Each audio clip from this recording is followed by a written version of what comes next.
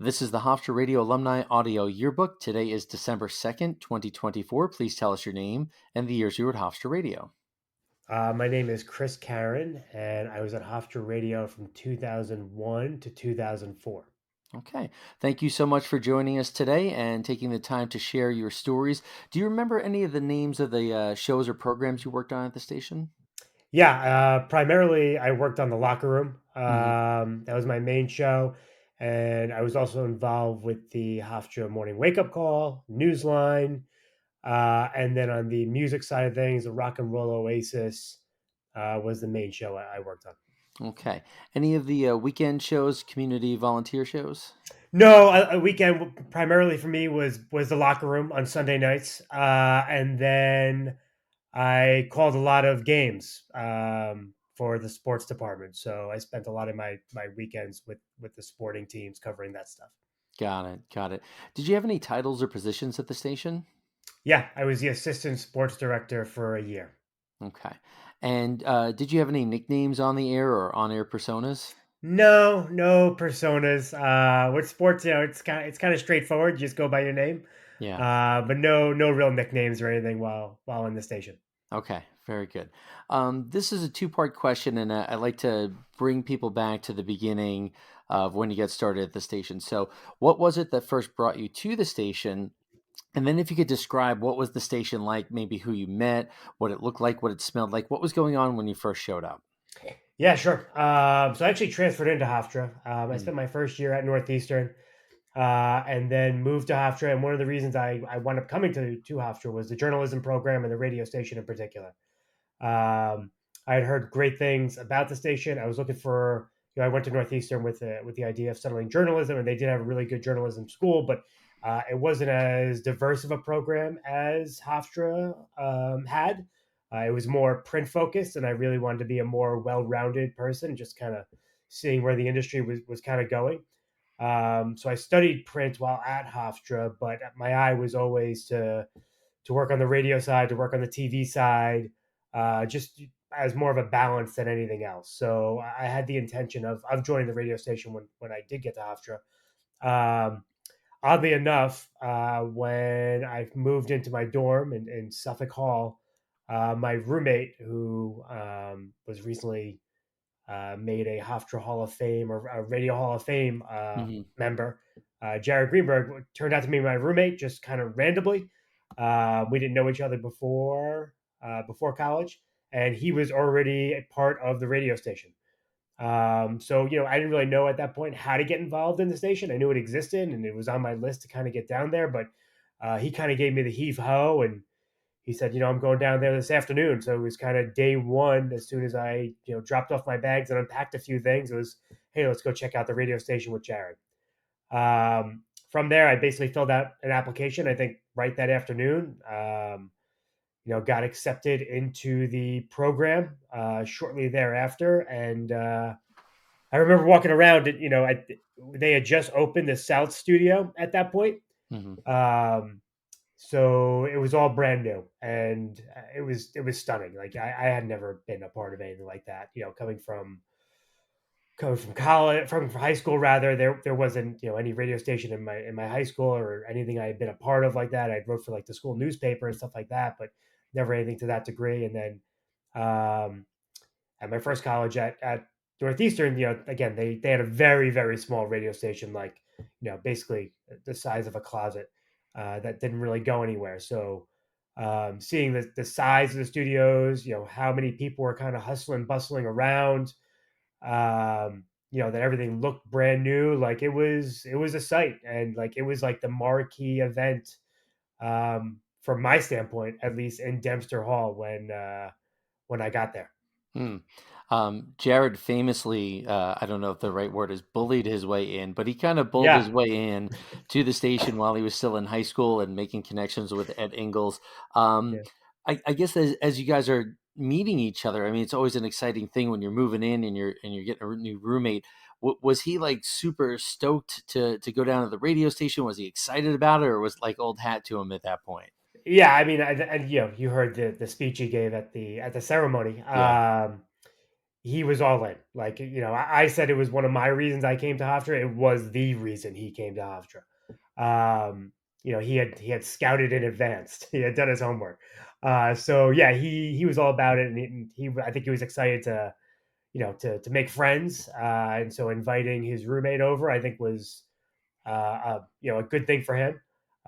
It definitely was kind of like a key bonding, I guess, experience for us early Hmm. on.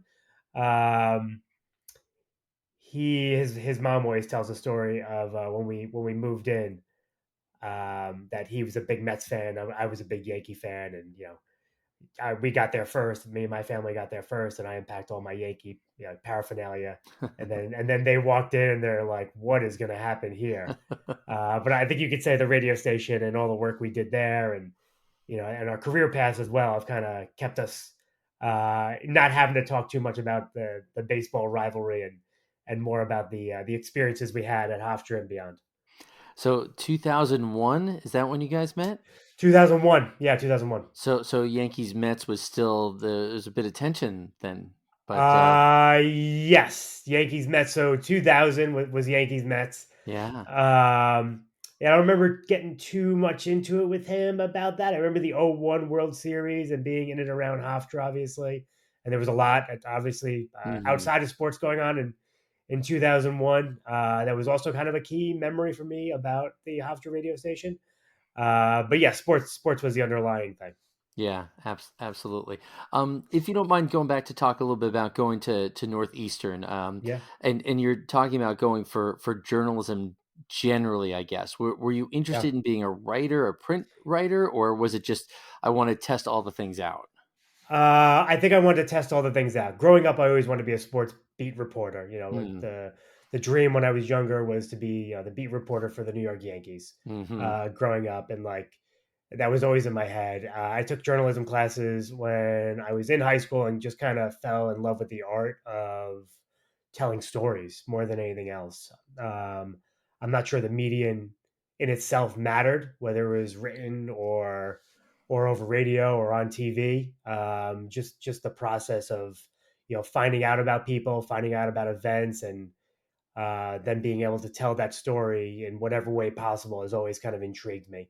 And I've landed in sports, but the same could be said if I went into news or went into documentaries or something like that. I've always had that idea of just kind of telling stories, and doing it through journalism in that kind of way. Okay. So you get to Northeastern and you find Yeah. it's not for you. Did you already know about Hofstra and WRHU, or Yeah. how did you learn about that? Yeah, I mean, I applied to Hofstra coming out of high school, so it was on my list of schools that I really liked. I did enjoy my time at Northeastern, and I took some really good print journalism classes while I was there. And in fact, one of the best classes I ever took was they basically gave me a beat in the city of Boston, and I had to cover it. As a freshman, 18-year-old in the middle of Boston, having to go to City Hall and look up records and stuff like that. It was a great class, and it Hmm. really took you out of your comfort zone. But they didn't have anything outside of the print medium. They didn't have a TV or a radio. Podcasting wasn't a thing at the time. So I wanted that experience in addition to the print side of things, just to become more well-rounded and kind of seeing the way the industry was going. And you couldn't just be one thing. That it was better to be able to write and to be able to go on radio and be able to write a package for TV. I thought that was going to be a really important thing, and that was a reason for my switch. Hmm. So when you get to Hofstra, did you also work for the Chronicle? Did you Yeah. work at HTV? What else did you Yeah, do? I worked at the Chronicle. I did 3 years of the Chronicle to go alongside the radio station. I did not work at HTV. I just kind of ran out of hours. The Yeah. radio station in itself and the sports department at the time was kind of all encompassing to go along with just regular schoolwork. So for the Chronicle, I wrote one article a week. Generally, it coincided with something maybe I was covering for the radio station, so I was able to double dip there a little bit. Hmm. Um, but radio station, like I was all in. It was a full time job, and then for what we were trying to do, and maybe my first year, first 6 months, I'll say, like you kind of get you adapt to and learn a lot of stuff about just the the technology behind all the radio station Right. items. But then, I eventually, I'm sure we'll get into this. I got, I was calling games and traveling a good amount with all the sports teams. Like that was as important, if not more important, than what I was doing at the university itself. It really took over everything.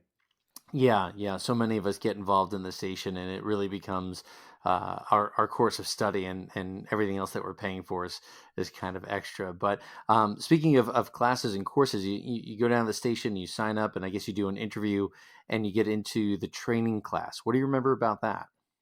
Yeah, I remember being excited to get in and obviously really nervous. Like I said, I hadn't had any experience in radio. I was kind of awestruck by the all the technology that was in the area. I remember learning a lot, and like it's a lot of it isn't the fun stuff, right? It's the rules and regulations of radio, and not necessarily like the stuff that you kind of get into it for, but it was important. It was a really important time, and I think that the biggest memory is knowing that people really cared about it, Hmm. and kind of feeling that through the teaching in the class as well as the other people that were there. Like nobody was forcing someone to go to a history 101. Like people were wanting to be there because they wanted this to be their career, or at least something that they really enjoyed doing. So I remember the dedication, and the passion that a lot of people in that class had for the media. And like I said, I was in for news and sports and stuff like that, but a lot of people were into it obviously for the music side. So meeting different people with different musical tastes and different desires for what they were trying to do with radio, I thought was really interesting too. Hmm.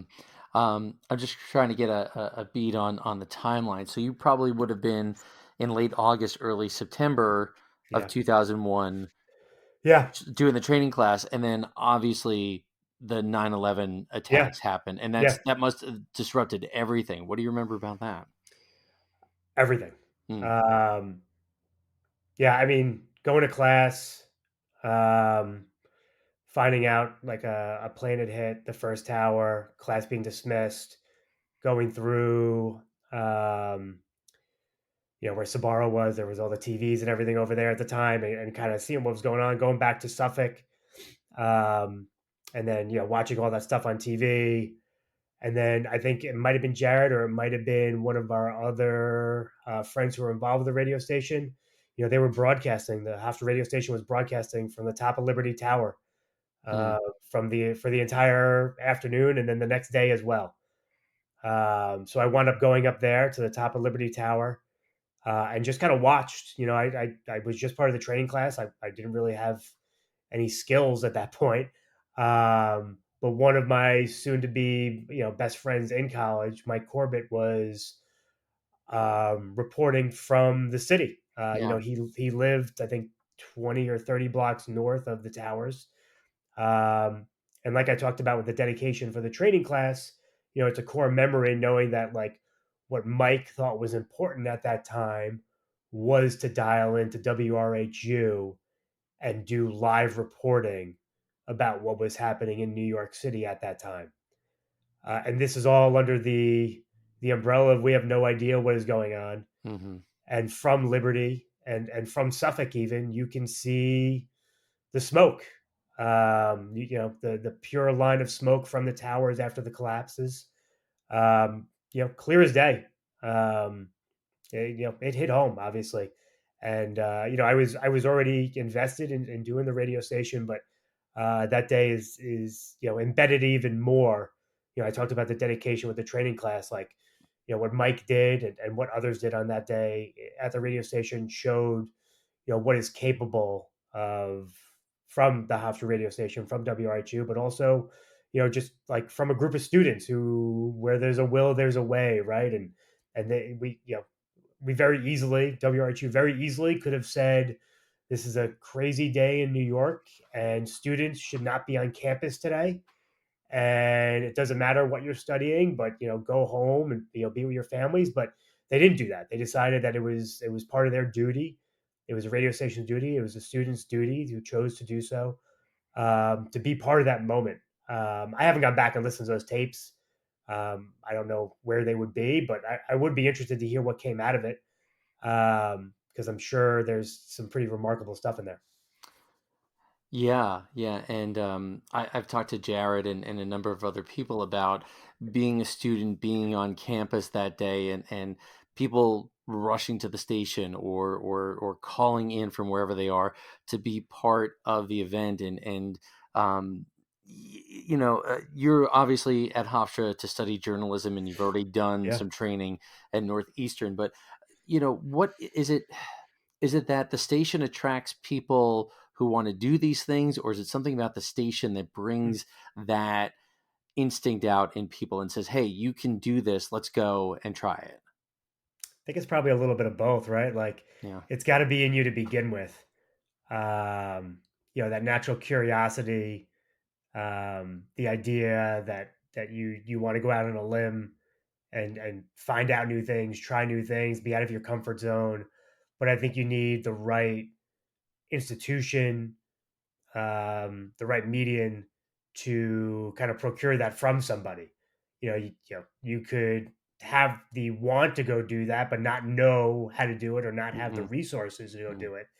A place like Hofstra and a place like WRHU, I think, supplies the means to, if you're really dedicated, they'll give you the opportunity, they'll give you the technology, they'll show you how to use it, and you'll meet people who can help you along your way there. But I think a lot of it does need to come from within as well, at least that initial push until you get more comfortable. Yeah. Yeah, well said. And as you're saying that, I'm thinking, I'm sure some people were going to the station for some sense of normalcy, and you have leaders like Bruce Avery, who are there, and you're away from home or away from your parents, or you're not sure what's going on, and I think the station, whether it's other students or people like Bruce, give a sense of comfort and familiarity and stability in moments when we don't know what's going on. Yeah, for sure. I mean, that's the community building aspect of it all, right? Like, I was 3 weeks into a training class. Like, I didn't know anybody, but I made friends or made acquaintances that because of days like that. And when you deal with situations later on in your life that's somewhere like that, you can, not that we've had another 9/11, but in tough situations, you kind of know who you can rely on, and you know Hmm. who's willing to kind of be in the dirt, to do a job or to do a project. And I think you found a lot of those types of people, especially at that time at WRHU. Yeah. And so does this make you double down on your ideas of journalism and broadcasting? Is it, or is there a moment where Yeah. you sort of went, I don't know if I want to be involved in all this? Never a doubt in my mind. Yeah. Um, sure, I guess you could say I doubled down on it. Like, I always thought about going into news. I think that would have been a tipping point for me to go more into the news side of things. Hmm. Wound up not happening, and my career path definitely could have gone down that way, as in besides sports. Um, but yeah, I mean, big moment, regardless, and of how of it all, rather. Like, yeah, I don't know. Yeah. I Yeah, I think sports is a really good training ground for a lot of breaking news and some of the best breaking news reporting, whether it's at the Munich Olympics in 1972 or Al Michaels covering an earthquake or sure. any number of things. I think people who have sports training are ready to kind of just jump into action, and because you don't know what's going to happen in a game, you don't know what's going to happen in an event, and you Yeah, have to be ready to describe that. And so you go through all this, and then it's I can't say back to normal because we remember what it was like. It wasn't normal again, but you're back to classes and back to training classes. Do you remember anything else sure. about your training class or learning how to be on the air? I don't remember so much about the training class. I do remember the first few times getting on the air. I remember even before that, like, learning the digicart, which is, I don't know if that even still exists anymore. Hmm. But where we play the promos out of, and even a lot of our music and whatnot, and just learning that technology before even going on the air. I do think the first time I went on the air, I was trying to think of this before. I remember like my first like baseball game and football game, etc. First time I went on the air, I'm pretty sure it was at halftime of a women's basketball game, um, doing a sports update, reading scores during the segment. And I remember, I do remember being very, very, very, very nervous, not knowing, where the mic should be in relation to my mouth. At the time, we were kind of reading a script off of a computer, like, there's all the nervous ticks that you learn over the way of like this. You should position the computer this way, and then the microphone this way, and so you can amplify your voice and all that stuff. Talking, not talking down, talking up more, so you can kind of get your voice out. All that stuff was kind of going through my mind while going on the air, and then it's just kind of a blur, right? Like Hmm. you have your script in front of you, and you read it, and I'm sure my voice was trembling the entire way, but you got through it, and there's the adrenaline rush, right? Once you're all done, of like I just did that. And then the next time it gets a little bit easier, and hopefully you get a little bit better. And then the next time after that, the same and the same and the same until you think you're actually not awful at this thing. Not good, but not awful. Right, right. It is Yeah. it is a process there. Was there a light bulb moment where either calling a game or doing a report or something on the locker room where you thought, okay, I've got it now, or did it just sort of happen over time? I think it happened over time. I liked being on the air. I think the biggest thing I found out while I was at Hofstra was like my career didn't have to be on the air. Hmm. Um, I'm a producer now, and my I started producing while I was at Hofstra. Like I produced a locker room, and organizing shows and kind of leading people in the right direction is a major skill that I learned from producing that show. So while I enjoyed my time in the air, and I did, I don't know, 100 something games probably over the course of 3 years. I never, after the first year or so, I didn't really think that I had a career coming on the air. Hmm. But I did think I could, potentially have a career behind the scenes. And that's what I found out by working the locker room, and then being the assistant sports director as well. You kind of learn, leadership traits there. So yeah, I think the biggest thing I learned is there's a lot to be learned while being on the air, and I think you become a better producer and a better management person. I think probably by doing some of those things and kind of learning the ins and outs, and having things you can pull from when talking to other people, experiences. But the fact that I learned like how to produce and how to kind of talk to people, and guide people in doing shows and in doing segments was probably the biggest skill I picked up there. Hmm. One of the things that I think is toughest for undergraduates to do is to be among their peers and their friends and have to be a manager or a producer. And I imagine the Yeah. locker room and the sports department, there's a lot of friendly competition. There's only so many games to call, there's only so many times to get on the air. And I guess you had to, at some point, learn how to manage that expectation of, am I going to be on the air? Is this person going to do it? Am I going to produce? How did that sort of shake out for you? Yeah, that is tough. A lot of those guys were and still are really good friends. But it kind of comes with the territory, and we had laid down kind of rules which is like you get what you give. And when we were Mm, at the station, if you were available and you were working hard, and you were willing to maybe pick up some extra engineering shifts for games when other people didn't want to, like you got rewarded for those things. mm, And a lot of times we didn't give the shows or the games to the best broadcaster. We gave them to the people who were working the hardest and who deserved it. And that meant, were you available? The locker room didn't just go during the school year. Locker room was over winter break. The locker room was over the summer. If you were putting in extra time on those shifts over the summer and during winter break and on holidays when other people weren't available, like you got rewarded for doing so. If you were willing to pick up someone's shift at the last second because something happened, like you got rewarded for that. So yeah, I mean, it was a tough balance, and I'm sure there were times where people were disappointed. And I remember I was disappointed not to be getting some games that I thought I deserved. But that's part of the process too. And failing and not getting what you want is a good learning trait, um, a good trait to learn rather, and that teaches you as much as just being rewarded over and over again. Um, I don't remember any specific instances of someone being uber upset with how things shook out, because we were a pretty tight knit group and good friends, and we hung out a lot outside of the radio station as well. But I'm sure there was, why didn't I get this? Why didn't I get that? Hmm. Those things are going to happen. Yeah. So who were some of the other people that you were calling games with or doing the locker room with? Yeah, sure. So when I first started, Keith Arizari Hmm. was a big part of the radio station. Vinny McCucci. I'm just talking on the sports side. Ralph Benarchek. Hmm. I called my first ever baseball game with Keith.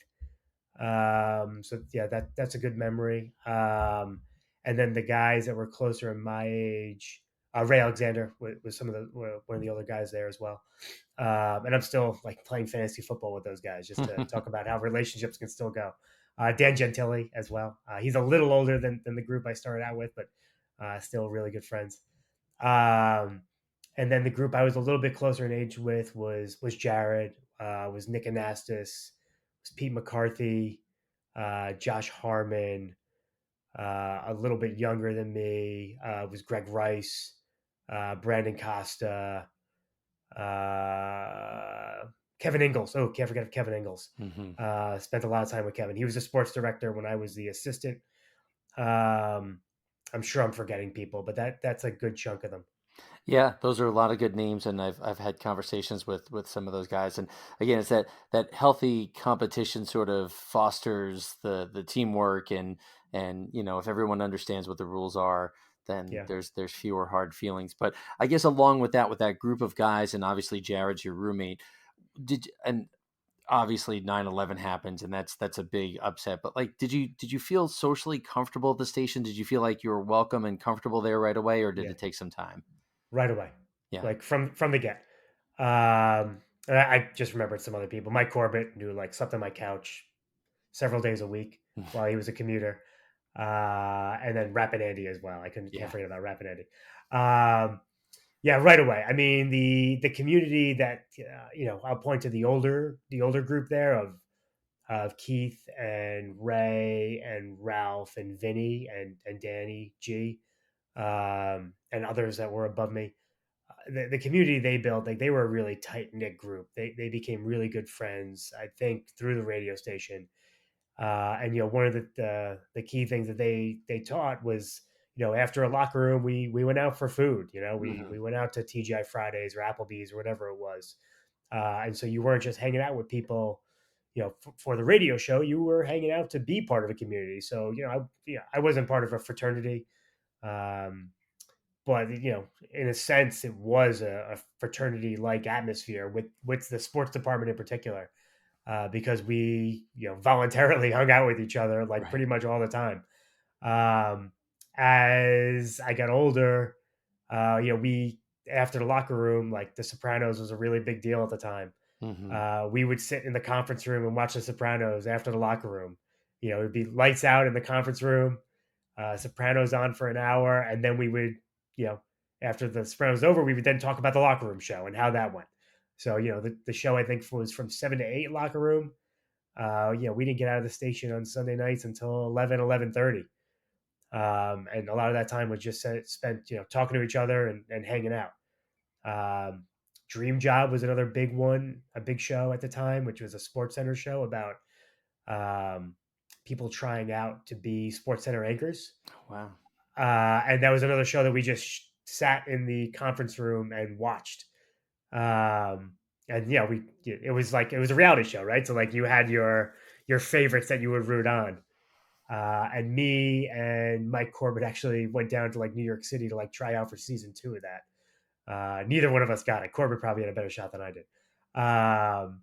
But yeah, that was all stuff that was procured from just being part of the community at the radio station and being in the sports department. It was a lot of fun. Hmm. It sounds like a great bunch of guys and that sense of camaraderie. And I'm wondering, I mean, obviously that's all teamwork and generations passing it down to each other, but I'm wondering how people like Bruce Avery and Ed Ingles factor into that. Yeah, for sure. I mean, they let it happen, right? Like no one was getting in our way more than anything else. And like, for Bruce's standpoint, like he easily could have said, like, "Hey guys, like 11 o'clock in the conference room on a Sunday night with 15 of you, like being, I don't want to say we were rowdy, but I'm sure we weren't not rowdy. Like, that can't happen. Like this is still a place of business of sorts. But he was cool with everything. We certainly stretched boundaries, I think, on Bruce. We traveled a lot doing the sports department. All the At the time we traveled for football when there was a football team. Hmm. Um, we traveled for both men's and women's basketball, and then in the spring we would travel for lacrosse, softball, and baseball. So there was a lot. There was a lot on the road, and Bruce was willing to kind of let us do all that stuff. There's probably a high amount of risk involved with letting 18, 19, 20 year olds go on the road by Hmm. themselves, following around Hmm. teams. Like we weren't taking the team bus, we were driving ourselves to Virginia to cover teams. But that was allowed, and I'm sure there were a few instances where we didn't do the right thing all the time, and that could have been shut down. But it didn't happen. And Bruce, I think Bruce always put um, the company first policy out there. I think, and that face at least, he's got to do right by the university and all that. But I think underneath, he always had our back, and behind closed doors, he had our back, even if he didn't always show it. Yeah. Um, Ed was probably the opposite. Ed would always show it. I think it helped probably like having Kevin with us, and Kevin was going through the same things, and Diana would be with us as well. His daughter was with us as well as a little bit later on, Hmm. and she was part of the sports department and the news department. Um, but Ed was great. Um, Ed, I slept on Ed's couch for a week and a half while I did my first summer internship, which he helped me get, which was covering the 2003 U.S. Open at Bethpage. Mm. And still live up in Westchester County, um, northern Westchester County. So to get out to Bethpage was kind of like a 2.5 hour, 3 hour drive. And I was supposed to be there every day for 15 hours, whatever it was. And Mm. Ed very willingly let me sleep on his couch for that entire trip.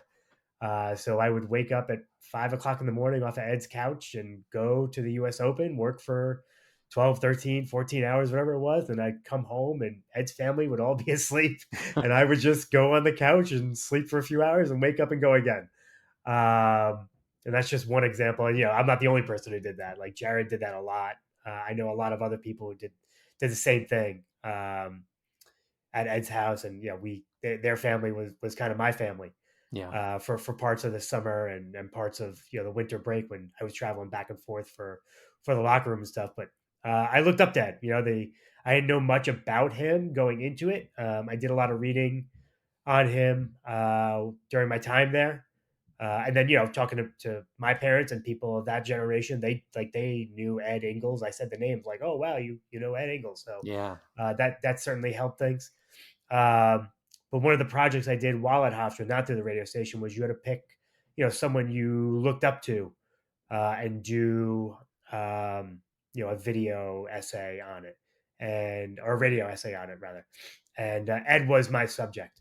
And I remember I got to interview Todd Ant and some other people that had come through Hofstra, that Ed had not just worked at Hofstra obviously, but like worked with professionally, and who Ed had helped over the years. And that was a big thrill, and being able to find out more about him in that process and what he did growing up, and the things that happened in his life was really interesting to find out, and made me respect him even more so than I did initially. Yeah. But he was continuously um, appreciative, I guess, of the work that kids were trying to put in, and he was always really positive. I think even maybe when he didn't have to be. Mm. I see him kind of. He would sit there and he would listen to games with us, um, and kind of give us feedback. And I think I told you, or I told you already. Like I found out like midway through my college career, like I don't think being on the air was for me, but I did call games and I did want feedback, and we were doing one feedback session, and Ed was just like, "Chris, you don't do things the way they're supposed to be done, but you're kind of nice to listen to." And I'm like, "All right, Ed, I get it, I get it." Like, but he could have been much much harsher than he was. But he was awesome to have around, and a great person to kind of just sit there and pick the mind of, and listen to the Ed Ingles laugh as well. It was always great. Yeah, yeah. Hall of Fame broadcaster, and from what I Yeah, know from everyone, a Hall of Fame human being. Just a really great 100%. guy. Like we obviously stayed in touch long after I was at a Hofstra. Like me and Kevin were really good friends, and um, so I would call Ed's house on occasion just to kind of check in and see how things were going. I would talk to Kevin obviously, but I wanted to hear from Ed too. And there was a few times I was looking for early on in my career where I needed some help, maybe finding a job or having a reference or something like that. And Ed was always willing to lend a hand there too. Mm, So above and beyond, and like you said, like grade A human person for sure. yeah. Wow, what a great experience. If we could go back to you're transferring in to Hofstra, and here's this moment to go over, and you find the radio station, and you decide you want to get involved there. At that point, what did you think Hofstra Radio would mean to you, and what did it become? Yeah, yeah. I don't think I thought it meant what it was going to be. I thought it was going to be drop in, do a show. I didn't realize the depth of the sports department at the time when I joined, and how many games they were doing, and how much experience you can get. So I think my expectation, I don't want to say was low, but it wasn't high. Hmm. Um, I thought I'd be in there, maybe be able to do a show, probably music based, learn some technical skills. But what it became was pretty much everything I took out of Hofstra. It's the connections that I made and the friendships I made, the community it was built, um, and even not just the people I know from then, but the generations down now, well beyond when I graduated. Like you tell someone that you worked at WRHU, you wind up having a 30-minute conversation about what Hmm. their experience was like, and you find out all the shared experiences that you had, even though maybe you graduated 10 years apart from each other. Um, yeah, it was everything. And it was, I think I said earlier, like it was more important than the schoolwork I did. And Yeah. I love my journalism classes, but I felt more alive when I was prepping for doing a game or getting together the format for the locker room than I did when I was in American History 201. And I certainly got better grades in that kind in radio than I did in those classes. So yeah, it was everything. Um, and the lessons and the friendships and everything, like I still think about that stuff all the time. Mm. Well, I've been smiling and nodding along almost this entire interview. It's been really fantastic to hear your stories, and I'm so glad you took the time to share them.